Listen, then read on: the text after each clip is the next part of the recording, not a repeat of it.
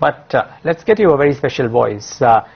Porinju Veliyath. He's MD and Portfolio Manager at Equity Intelligence India. He joins us on the show from Kochi, manages a decent enough pool from Kochi. And some of his recommendations on ET Now have worked very well too. Porinju, really good having you once again. Thanks so much for joining in. And firstly from Team ET Now, wish you and your team a very happy new year. Happy New Year to you, Niraj. Thank you so much, Porinju. Now, I have a simple question to you. Most of the guests that we interviewed on ET Now or for the Muhurat trading session and otherwise were saying that the bull run will continue for the next 12 months at least, if not more. How are you positioning yourself for this bull run? What spaces are you bullish on? What spaces are avoid in over the next 12 to 24 months? I strongly believe equity markets have a long way to go. It is true that we had a very fast and quick run in the market, and that is what has taken people becoming very cautious, and a lot of domestic investors, especially retail investors, are still avoiding the market because of their bad experience maybe 5 years ago, 6 years ago, and the dull and very low valuation of companies during the 2011 and 12. These aspects have created some kind of fear element in the market. They see a very high index, all-time high levels of many blue chip companies. So generally they tend to avoid the markets. And FIAs have been the major participant of this bull run. I strongly believe the next leg of the bull run will be supported by the domestic buying in the market. Porinju, from last Diwali to this, we've had a 26.5% surge in Nifty and a bigger return when it's come to the broader markets. What is your portfolio allocation now when it comes to the weightage between the large caps and the mid caps? I don't see stocks like large cap and mid cap or penny caps. I look for values. So traditionally, I end up in the mid cap space mostly, in the past. See, the 26% return what you are talking about is applicable to very less number of people, very less number of investors in this country. My investors made a return of 121% in this last 1 year, Diwali to Diwali. So this is not only my case. I'm telling you there are a large number of investors, smart stock pickers who have made more returns than what we have perhaps made, focusing on value investing. When it comes to value investing, one should not look at whether that stock belongs to the large cap or the FII chosen, the fancy company, or it may be an illiquid stock. I think today I see very, very huge opportunity for the individual small investors to look at a very special space in the market. Nobody may talk about it. There are illiquid companies, small companies, but involved in excellent business model, very good management, clean balance sheet.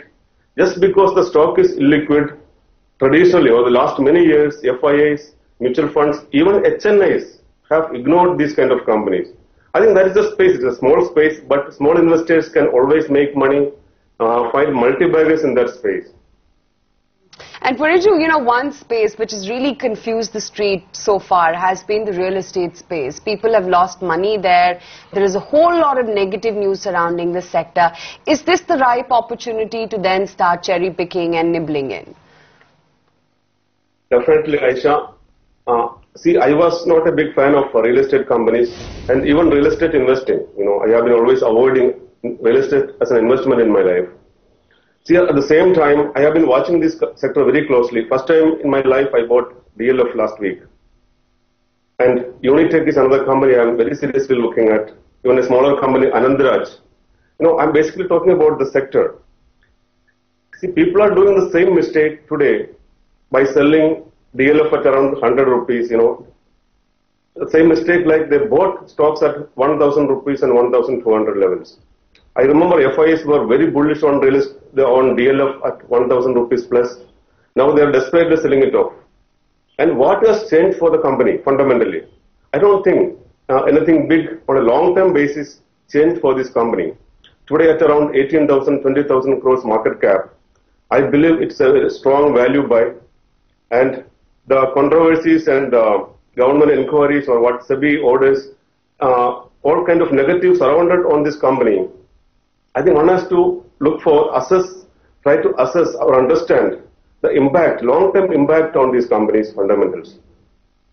I strongly believe the recent order, now SEBI has banned the company from raising further funds, it's not going to make any real fundamental change for the, especially for the minority shareholders of this company.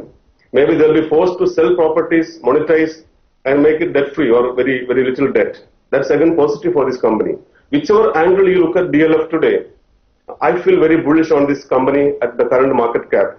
And the debt is around 20,000 crores. I believe this company has got assets anywhere, something like, maybe a 1 lakh crores kind of an asset at today's market price. So there is a huge difference, the huge gap between the value and the price, and the surrounding negatives are temporary. I don't think it will really affect this company's long-term fundamentals. Similar is the case with, Unitech and many other companies in this sector. And please understand one thing. Today's market cap of the total, all the listed companies, all the listed real estate companies in India is around 55,000 crores. Right. DLF alone was 2 lakh crores. And Unitech alone was 85,000 crores. But Porinju, let me play the devil's advocate here. I take your point that they've got assets which are larger than the market cap, so on and so forth. But say, for example, a DLF has got multiple problems against it. There are cases being reopened with regards to its land acquisition, which may result in it getting stripped off of its assets as well if found negative. So that's a possibility that could happen. Customers have lodged in a lot of complaints which may actually tarnish its reputation as well. It's been a principal player, but all of that could come into question mark. Does that not scare you? That is the time to buy it. That is called value investing. But only thing, you should be in a position to estimate the impact, long-term impact on this company. See, government, everybody knows the real estate business in India is a bit dirty. 95% of the transactions happens involving a lot of black money. The Nedas and Babus all these years and decades have been allowing it. Who doesn't know about it? So, a Narayana Murthy or Asim Premji may not prefer to do this business of real estate development.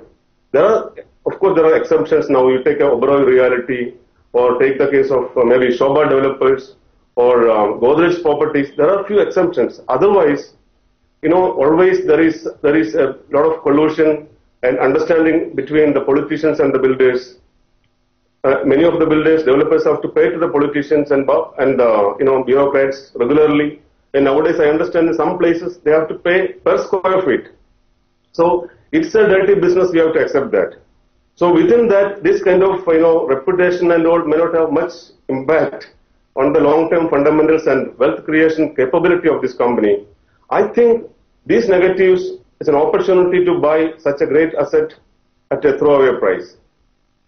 So Porinju, give us 3 names. You've talked about DLF, you've talked about Anant Raj. Which is the third realty stocks that you would recommend to our viewers? If somebody want to really go into quality managements, highly ethical managements, and clean balance sheet, they want to play it safe, I'm telling you, Oberoi Realty is a good company, Shobha Developers, and even Godrej Properties. These are great management and great companies. They have got great future, and the business model is really futuristic.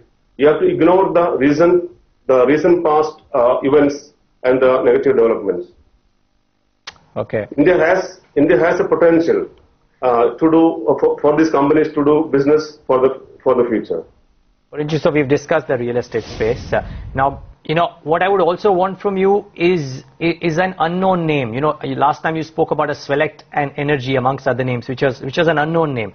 And we'll come to that. But before that, I believe you also like the oil marketing space and HPCL in particular.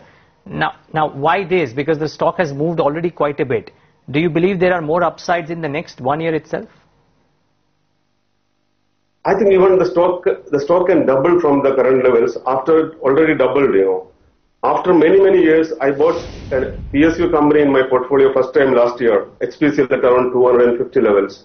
It has come to around 500 levels today. They gave huge dividends also, 15 rupees dividend. This company, HPCL, not only HPCL, the other company, I'm just telling you one example.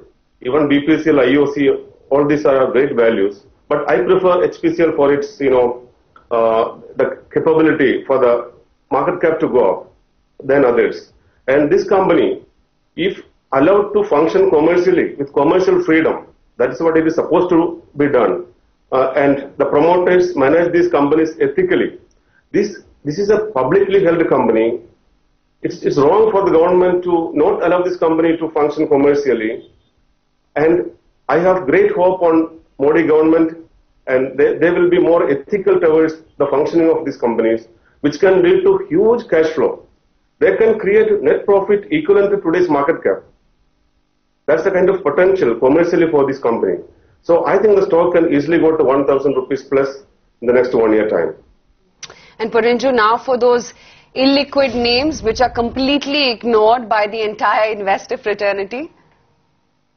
You know, Aisha, illiquid stocks, once you talk on a television channel, it's, it can have very, I don't think it will really help. See, there are a lot of them. I want the investors to analyze things themselves. Nowadays, people are more educated.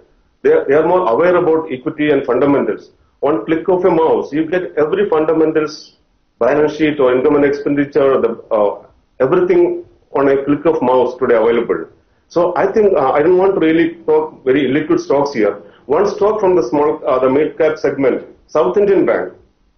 Again, I was not a fan of banking for a long time. Recently, I started looking at these companies, South Indian Bank today available at, I think the stock price is around 26, 3,500 crores market capitalization. Against Federal Bank is also a very good bank, but it is at 12,000 crores market cap. They are in very similar geographies and style of functioning. And if you see the size and numbers, I feel South Indian Bank is a very safe bet. It hasn't participated in the rally much. The bottom was around 20, today it is 26. I recommend as a safe bet in the banking sector, especially for those who like to have an exposure in the banking sector. South Indian Bank at 26 looks good.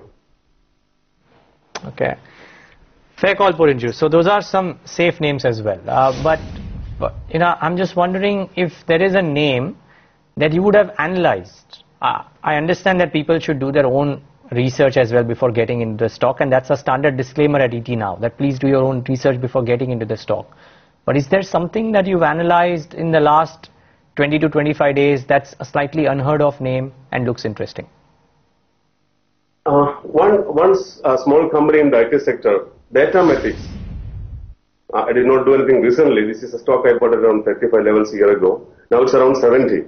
I think, look at the consolidated numbers of this company. I want investors before buying it, just look at the fundamentals themselves and the quality of management, the consistency of the last few years, the way they pay dividends and the way they report the growth in the top line and bottom line. That looks a good stock. Another very liquid stock, only in BSE it is listed, I think, Nitta Gelatin. It's a Kerala-based company. It's a very good company. It had some labor problems and environmental problems that all have been solved today. Porinju, could you repeat that name, the last company that you just talked about? Nitta, N-I-T-T-A, Nitta Gelatin. It's a joint venture between Kerala government and Nitta Gelatin of Japan. It's a small company, but it has potential to grow big. And stock is very illiquid. The promoters hold jointly 75%. So I'm just telling a few examples. Actually, it's wrong to say such small names in on the television. It just go to circuit and doesn't make. Company has all the problems, got solved. The environmental and labor problems. And this is a business with entry barriers. It is a high-tech business. That is why there is a big relevance to the partner of this company, Nitta Gelatin of Japan. And they are selling their products to the Nitta Gelatin of Japan and part of that locally. It's a very important product and a futuristic product. Now, Porinju, we appreciate your concern as well with regards to the liquidity of these stocks. And I repeat the standard disclaimer that viewers should do their own research before they get into these stocks. But what helps is that when you speak about some of the names, it gives an indication as to ideas that could be worth a look at. So Datamatics as well as the other one, Nitta Gels, is something that Porinju recommended. But more importantly, I think he's bullish on the real estate space. So DLF is something that he believes people can look at if you have a risk appetite. And then look at South Indian Bank as a safe bet is what Porinju is saying. It has the scope to do much better. Just looking at what Federal Bank has done. He's comparing those two models and saying those stocks look well too. Porinju Veliyath, really good having you. Just one final word from you. Amongst the large cap names, the Nifty 50 or the BSE 100, Is there anything that has stood out to you? I know you specialize in these hidden gem variety, but in the large cap space, is there anything that has looked worthwhile to accumulate at the current levels? Again, Reliance is a company, Reliance Industries, which has been ignored by the FIAs and the large institutions. I think it's a safe bet at the current price. The stock is available at significant discount to the 5 year ago or 6 year ago price. And Reliance Industries has created something like in the last 6-7 years, around 1,25,000 crores of profit accumulated. And they have provided for something like 85,000 crores of depreciation during this period. And after all this, it is available at a price something 30-40% below the 6-year-old price. So I feel, they have negatives, the gas pricing uncertainty, and now I think after this deregulation of diesel, that is some positive in the fundamentals of Reliance Industries. This is a stock to be watched. People have of late, started talking a bit bad about Mukesh Ambani, or the perception about the management is declining slightly.